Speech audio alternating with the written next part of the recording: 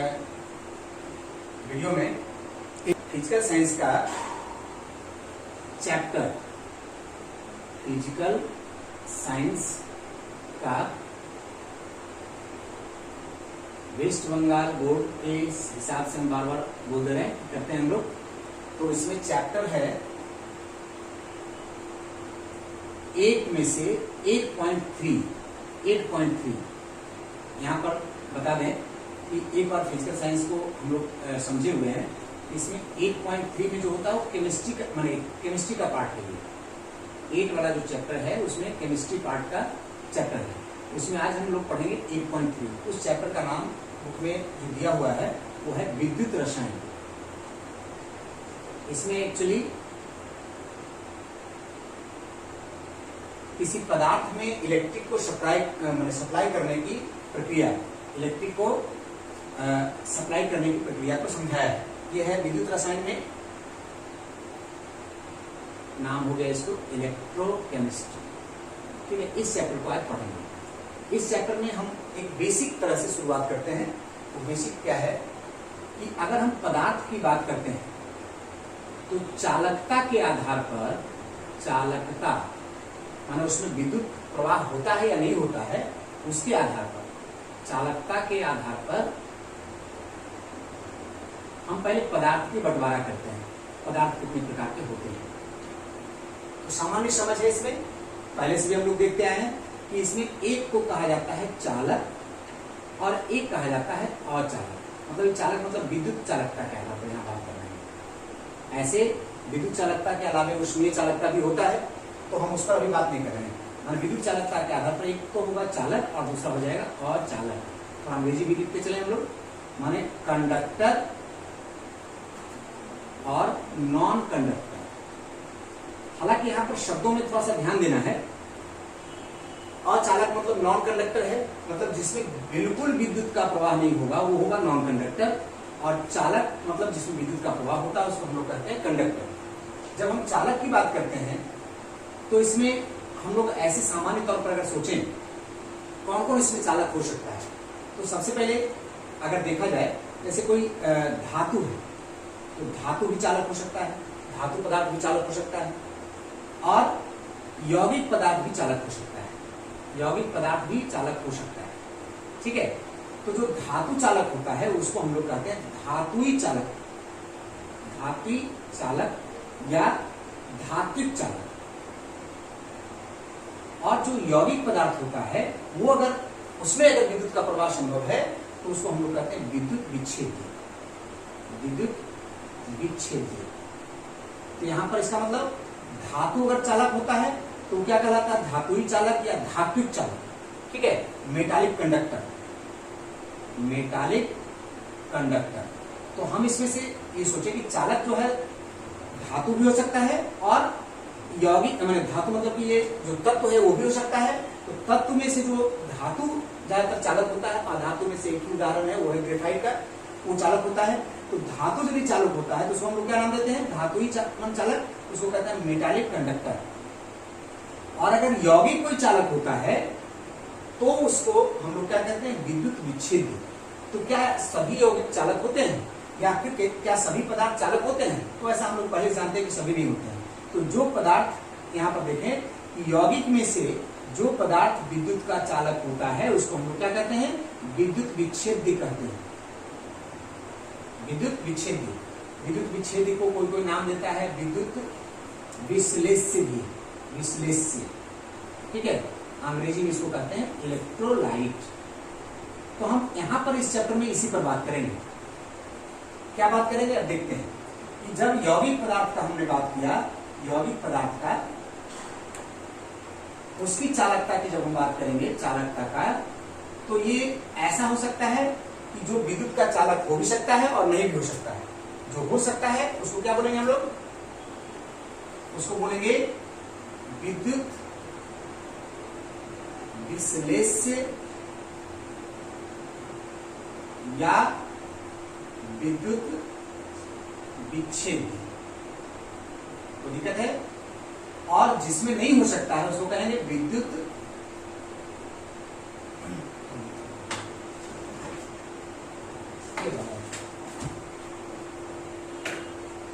अविच्छेद्य उसको बोलेंगे। क्या बोलेंगे?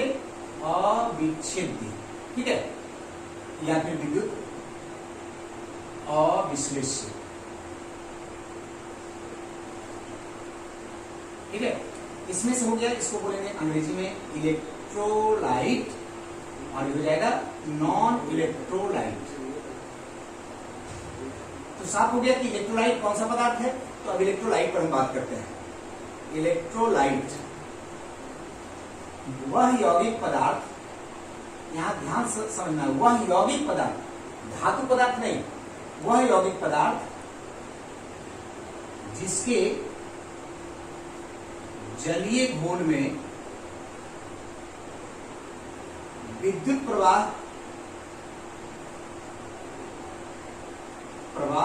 किया जा सकता है ना। उसको हम लोग क्या कहते हैं? इलेक्ट्रोलाइट कहते हैं। उसे इलेक्ट्रोलाइट कहते हैं। ये परिभाषा होगी। यहां पर थोड़ा जोर देना पड़ेगा समझने में। वह यौगिक पदार्थ, बार बार हम इसलिए बोल रहे हैं कि जैसे अगर कोई प्रश्न आता है कभी कभी, जैसे हम बोलेंगे कि पारा, क्या पारा विद्युत विश्लेष्य है? पारा विद्युत विश्लेष्य है। तो कोई अगर सामान्य तौर पर समझता है तो इसमें जिसमें विद्युत का प्रवाह होगा ऐसा समझ करके अगर रखेगा तो उसको लगेगा कि पारा में भी तो विद्युत का प्रवाह होता है, इसलिए उसको लगता है कि पारा भी विद्युत विश्लेष्य हो सकता है। लेकिन पारा क्या है? एक तत्व है, धातु है, और जो तत्व या धातु होता है वो लेकिन विद्युत विश्लेष्य नहीं कहलाता है। विद्युत विश्लेष्य होने के लिए क्या होना चाहिए? यौगिक होना चाहिए।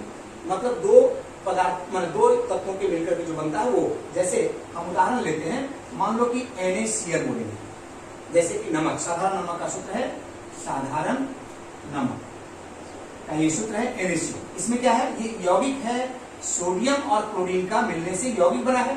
तो ये एक यौगिक पदार्थ है, और इसका जब हम पानी मिलाकर के जलीय घोल करते हैं, जैसे मान लो इसमें नमक मिला दिए, NaCl, आप प्लस जल मिला दिए, इसमें मिला दिए। अब इसमें यदि इलेक्ट्रिक प्रवाह करेंगे तो इलेक्ट्रिक प्रवाह इसमें हो जाएगा।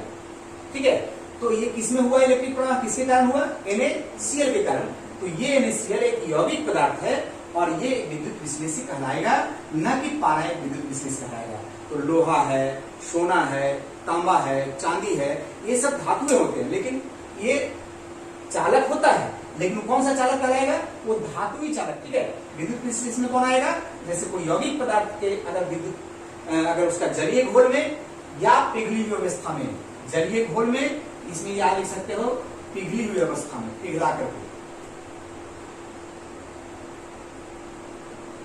ठीक है, अगर विद्युत प्रवाह करते हैं, करना संभव होता है, तब उसको हम लोग क्या कहेंगे?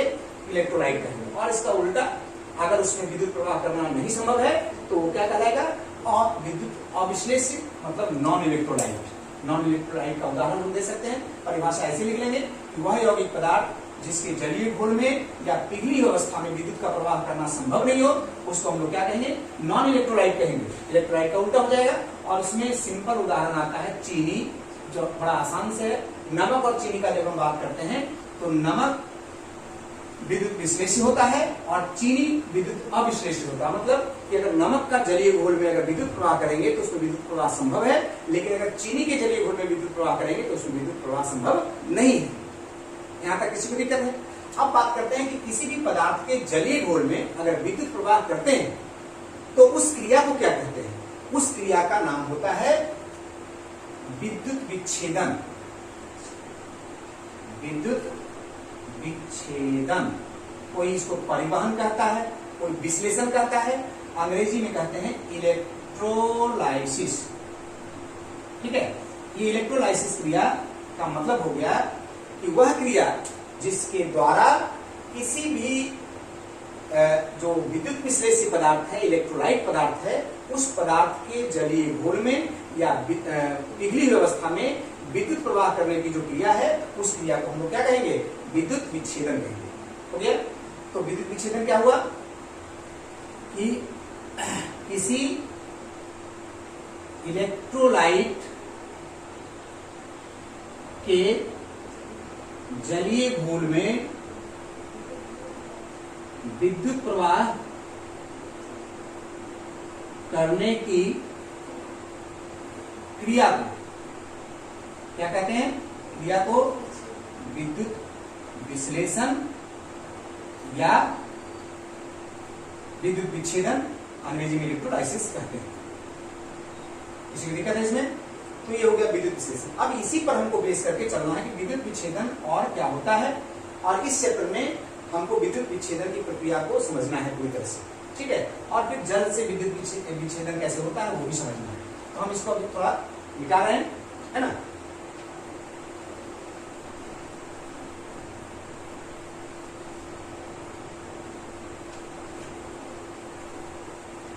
अब बात करते हैं विद्युत विच्छेदन का, पूरी तरह से उसको प्रक्रिया को समझते हैं।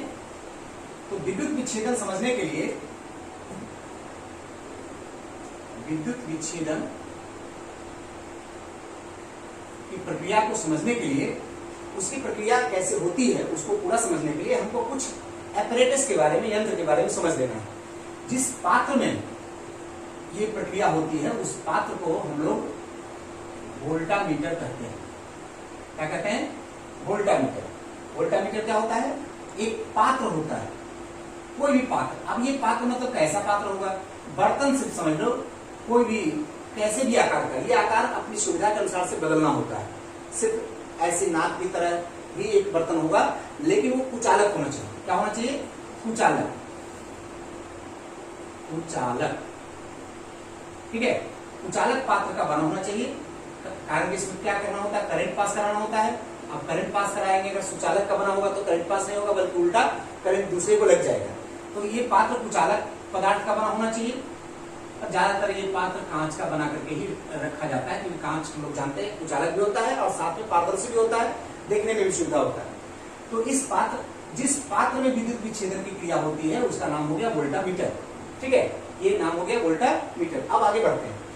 अब इसमें अगर हम कोई चीज का घोल बना करके, कौन सा पदार्थ का, तो उसमें होगा कि अभी हमने बताया कि विद्युत विश्लेषी पदार्थ का घोल बनाना पड़ेगा। तो विद्युत विश्लेषी पदार्थ कौन है? जैसे हम उदाहरण लेकर के चलते हैं, NaCl है। इसमें जल मिलाएंगे तो इसको कहेंगे जलीय NaCl, नहीं हो जाएगा NaCl। इसको अंग्रेजी में एक्वस कहते हैं, एक्वस, ठीक है। एक्वस NaCl, इसको हम इसमें डाल दिए, ये हो गया एक्वस NaCl। अब इसमें अगर हम विद्युत प्रवाह करना चाहेंगे तो निश्चित तौर पर हमको सेट लेना पड़ेगा विद्युत प्रवाह करने के लिए। तो उसमें क्या लेना पड़ेगा? विद्युत के लिए सामान्य तौर पर बैटरी होता है, तो बैटरी हम लिए। बैटरी में एक प्लस होता है और एक माइनस होता है। इसमें से एक तार यहां से लेकर के इसमें गए और इसमें डाले। लेकिन डालने का मतलब क्या होता है कि यहाँ पर सिर्फ तार को नहीं डाल करके सामने जो है एक धातु का प्लेट लगाते हैं। यहाँ पर कोई एक धातु का प्लेट लगा देते हैं, ठीक है। तो इस धातु का प्लेट को हम जोड़ करके उसमें इस माने इसमें जो द्रव बना हुआ है, जलीय घोल बना हुआ, उसमें हम डालते हैं और इस प्रकार से बैटरी से करंट इसमें पास करने की व्यवस्था करते हैं। तो इसको फिर समझ लेते हैं कि ये जो प्लेट है वो क्या चीज होता है। इस प्लेट को हम लोग क्या कहते हैं? इलेक्ट्रोड्स कहते हैं। इलेक्ट्रोड्स, इलेक्ट्रोड्स, ठीक है। कोई हिंदी में इसको विद्युत द्वार या विद्युतोद कहता है, विद्युत द्वार। इसलिए विद्युत द्वार हो गई कि यहाँ पर करंट लगा करके इसमें हमारे जलीय घोल जो बनाया इसमें विद्युत जाना चाहिए, इसके लिए दरवाजा हो गया एक तरह से, तो इसको बोल दिया विद्युत द्वार। तो विद्युत द्वार क्या हो गया कि धातु से, मतलब इस देखो यहाँ पर एक माइनस वाला से और एक प्लस वाला से, लास्ट में यहाँ पर एक धातु का प्लेट जोड़ दिए हैं। उसी धातु के प्लेट को क्या कहते हैं? हम इलेक्ट्रोड्स कहते हैं। तो दिक्कत है इसमें, ये इलेक्ट्रोड्स दो प्रकार का होता है। एक तो हो गया इसमें जो कि यहाँ माइनस वाला से जुड़ा हुआ है और एक प्लस वाला से जुड़ा हुआ है। तो माइनस वाला से जो जुड़ा होता है उसको कैथोड बोलते हैं। क्या बोलते हैं? कैथोड। और जो प्लस वाला से जुड़ा होता है उसको एनोड बोलते हैं। मतलब कि बैटरी के माइनस वाला ध्रुव से अगर जुड़ा हुआ है तो उसको कहते हैं क्या? कैथोड। और जो प्लस वाला ध्रुव से जुड़ा हुआ है उसको क्या कहते हैं? एनोड। हमें यहाँ ऐसे लिख देने से समझ में आ जाएगा, ये प्लस वाला और ये माइनस वाला। तो ये एक इसमें से हो गया, ये वाला ये कैथोड हो गया और ये वाला क्या हो गया? एनोड हो गया। तो इस प्रकार से सेटअप कंप्लीट हो गया। अब इसमें अगर विद्युत प्रवाह करते हैं तो करने की जो घटना होगी, क्रिया होगी, उसको क्या कहेंगे हम लोग? विद्युत विच्छेदन कहेंगे। और इस विद्युत विच्छेदन के परिणाम स्वरूप यहाँ पर जो घटनाएं होती है उसको थोड़ा सा समझ लेना पड़ता है। उसमें क्या घटनाएं होती है कि जब इसमें इलेक्ट्रिक करंट पास होता है तो इसके अंदर जो द्रव जिस पदार्थ का घोल बना करके डाले हैं, जिस NaCl का घोल बना करके डाले हैं, तो विद्युत विश्लेषण के बाद इसमें घटनाएं होने लग जाती हैं। क्या घटनाएं हो, उस क्रिया को हम समझते हैं कि ये जो है इलेक्ट्रोलाइसिस के कारण ये टूट जाता है आयनों में। ठीक है, आयनों में टूटता है, मतलब Na+ और Cl- आयनों में टूट जाता है। इस प्रकार से किसी भी पदार्थ के जो माने इलेक्ट्रोलाइट खासतौर से टूटता है, तो इलेक्ट्रोलाइट पदार्थ के आयनों में विखंडित होने की जो घटना है, इस घटना को हम लोग आयनीकरण कहते हैं, आयोनाइजेशन। क्या कहते हैं? आयोनाइजेशन। ठीक है, इस आयोनाइजेशन में दो प्रकार का हो जाता है। ठीक है, एक प्लस वाला आयन और एक माइनस वाला आयन। तो आयन यहाँ पर दो प्रकार का हो गया। आयन मतलब एक तरह से आवेशित परमाणु को हम लोग आयन कहते हैं। आयन का मतलब होता है आवेशित परमाणु को क्या कहते हैं? जैसे ये आवेशित परमाणु है, ये आवेशित परमाणु है, क्या कहलाएगा? आयन कहलाएगा। आयन दो प्रकार का हो गया, एक हो गया धनायन और एक हो गया ऋणायन। यहाँ पर लेकिन थोड़ा सा इसको हमको संबंध भी समझ लेना है। क्या धनायन मतलब कौन सा होगा? तो धनायन मतलब ये प्लस वाला हो गया धनायन। ठीक है, प्लस वाला धनायन। इसको अंग्रेजी में कहते हैं केटायन और इसको कहते हैं एनायन। यहाँ थोड़ा सा इसको क्लियर करके समझना होता है। केटायन मतलब कैथोड पर जमा होने वाला आयन, कैथोड प्लस आयन। मतलब इसका नाम से पता चलेगा कि कैथोड पर जमा होने वाला आयन, मतलब जो कैथोड पर जमा होता है उस आयन को क्या कहते हैं? केटायन कहते हैं। तो इसका और ऋणायन का मतलब हो गया एनोड पर जमा होने वाला आयन। तो अगर हम इसको दूसरे तरह से माने परिभाषित करें तो ये जो प्लस वाला आयन है वो कहां पर जमा होता है? कैथोड पर। और ये माइनस वाला आयन कहां जमा होता है? एनोड पर। तो ये जो अगर जब टूटेगा, आयन जब टूटेगा तो यहाँ पर घटना होगी इसके अंदर में कि इसमें Na जो होगा, Na+ इस पर जाके जमा हो जाएगा और Cl- इस पर जाकर जमा हो जाएगा। तो इस तरह से घटनाएं आगे बढ़ती है कि जब हम इलेक्ट्रोलाइसिस की क्रिया करते हैं तो उस क्रिया में जो उसके अंदर जो यौगिक पदार्थ है वो यौगिक पदार्थ आयनों में टूटता है और आयनों में टूट करके वो आयनीकृत होकर के प्लस वाला जो होता है, प्लस वाला आयन वो कैथोड पर जमा होता है और माइनस वाला जो आयन है वो एनोड पर जमा होता है। फिर उसके बाद भी एक घटना होती है, जैसे कि अब कैथोड पर क्या घटना होती है उसको देखते हैं। कैथोड पर होने वाली घटनाएं, ठीक है, ये क्या घटना होती है? तो हमने अभी क्या बोला कि जैसे Na का बात हम कर रहे थे, तो Na+ कहां जमा होता है? कैथोड पर जमा होता है। और कैथोड पहले से कैसा है? माइनस होने का मतलब कि बैटरी में से देखो यहाँ पर से इलेक्ट्रॉन एक तरह से इसमें से फ्लो हो रहा होता है और इसमें इलेक्ट्रॉन की अधिकता होती है। इस प्लेट में क्या अधिकता होती है? इलेक्ट्रॉन ज्यादा होता है। ठीक है, और इस पर जाके कौन जमा हो गया? Na+ जमा हो गया। तो Na+ का मतलब अगर हमको समझ में आता है पहले से तो क्लियर होगा कि Na+ का मतलब है कि कोई सोडियम है, सोडियम तत्व है जिसमें कि एक्चुअली 11 इलेक्ट्रॉन और 11 प्रोटॉन होता है। पहले से हम लोग को पता होगा कि इसमें परमाणु संख्या इसका 11 होता है, जितना इलेक्ट्रॉन होता है उतना ही उसमें प्रोटॉन भी होता है। ठीक है, तो इसमें बराबर होता है, लेकिन जब किसी सोडियम से एक इलेक्ट्रॉन निकलता है तब बनता है Na+। ये घटना हम लोग आयन में बनने में पहले भी कई बार समझ चुके हैं। तो अगर कोई सोडियम प्लस बना हुआ है, इसका मतलब है कि उसमें एक इलेक्ट्रॉन कम है, उसके कक्ष में से एक इलेक्ट्रॉन की कमी है। अब वो अगर इस पर जाकर के कैथोड पर बैठ गया, जमा हो गया, और कैथोड से क्या निकल रहा होता है? इलेक्ट्रॉन निकल रहा होता है। क्या निकल रहा होता है? तो ऐसे में वो सोडियम क्या करता है? सोडियम प्लस क्या करता है कि कैथोड से एक इलेक्ट्रॉन गेन कर लेता है, ले लेता है। क्या समझे? एक इलेक्ट्रॉन, तो इलेक्ट्रॉन ले लिया एक, तो जब एक इलेक्ट्रॉन ले लिया तो ये सोडियम में से एक इलेक्ट्रॉन कमी होने से सोडियम प्लस बना था, तो एक इलेक्ट्रॉन इसको वापस जब आ गया तो ये क्या बन गया? सोडियम में बदल गया। मतलब कि यहाँ पर एक अच्छी तरह से अगर समझोगे तो क्रियाएं कैसे कैसे हो रहा है उसको फिर से एक बार हम रिकैप कर रहे हैं, फिर से एक बार बोल रहे हैं। हमने क्या बोला कि एक जो विद्युत विच्छेदन की क्रिया होती है एक व्यापक क्रिया होती है, अच्छे से समझना होता है। इसमें इसका एक पात्र होता है, उस पात्र का नाम होता है वोल्टामीटर।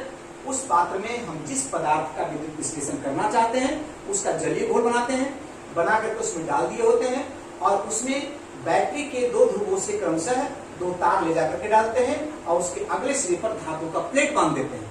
वो धातु का प्लेट अलग अलग प्रयोग में अलग अलग होता है, ठीक है। उसमें से जो धातु का प्लेट होता है उसमें जो माइनस वाला बैटरी के माइनस ध्रुव से जो जुड़ा होता है उसको हम लोग कहते हैं कैथोड, और जो प्लस ध्रुव से जुड़ा होता है उसको क्या कहते हैं हम लोग एनोड कहते हैं। कोई दिक्कत है? अब इसके अंदर में घटनाएं क्या होती है वो हमने समझाया कि ये जो पदार्थ का जलीय घोल, जिस पदार्थ का जलीय घोल बनाकर हम लोग डालते हैं वो पदार्थ इस इलेक्ट्रोलाइसिस की क्रिया के कारण दो आयनों में टूट जाता है। जो आयनों में जो टूटने की घटना है, इस घटना का एक नया नाम होता है, उसको क्या कहते हैं हम लोग आयनीकरण कहते हैं, आयोनाइजेशन कहते हैं। इस क्रिया में जो आयन बनता है वो आयन पहले भी कई क्रियाओं में बनते रहता है, तो इस आयन को हम लोग दो प्रकार से जानते हैं। उसको एक का नाम होता है धन आयन और दूसरे का क्या नाम होता है ऋण आयन। ये धन आयन और ऋण आयन क्या होता है कि जो कैथोड पर, यहाँ के हिसाब से हम लोग सीधा सीधा समझेंगे कि ऐसे तो सामान्य तौर पर जो प्लस वाला होता है वो धन आयन कहलाता है और जो माइनस वाला होता है ऋण आयन कहलाता है, लेकिन इस क्रिया में सिंपल परिभाषा के अनुसार से ऐसे समझेंगे कि जो कैथोड पर जमा होने वाला आयन होता है उसको हम लोग क्या कहेंगे कैटायन कहेंगे, और जो एनोड पर जमा होने वाला आयन रहेगा उसको हम लोग क्या कहेंगे एनायन कहेंगे। कोई दिक्कत है इसमें?